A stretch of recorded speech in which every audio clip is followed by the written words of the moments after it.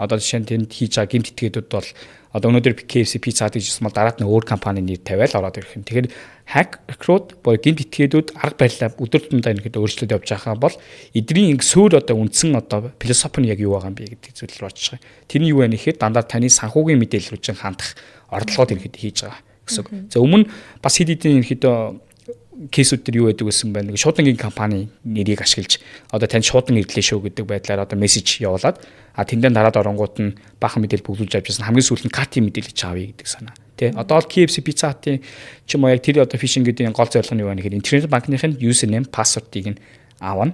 Дээрээс нь юмад нөгөө бид нэр давхар баталгаажуулалт гэж ярьдаг тий. Давхар баталгаажуулалтын SMS 6 оронтой код энэ хүртэл ингээд авдаг төрлийн юмыг хийгээд байна гэсэн үг байхгүй. Тэгэхээр нийлбэл банк одоо харилцагч хамгааллын зорилгоор одоо давхар баталгаажуулалтыг хүртэл хийж өгöd хахад давхар баталгаажуулалтыг нь одоо яад иргэд маань болохоор юулгаар оруулаад байна. Тэр хуурамч вебсайтууд л оруулаад байна гэдэг санаа иргэд гарч байгаа. Ингээд явж иж байснаа гид интернет банк нь гараад ичдэг. Тэнгүүд ягаад би нөгөө ер нь олон улсын одоо нөгөө худалдааны соёл дээр болохоор картын мэдээлэл бүгэлж би мэдээлэл захиалга өгдөг тий.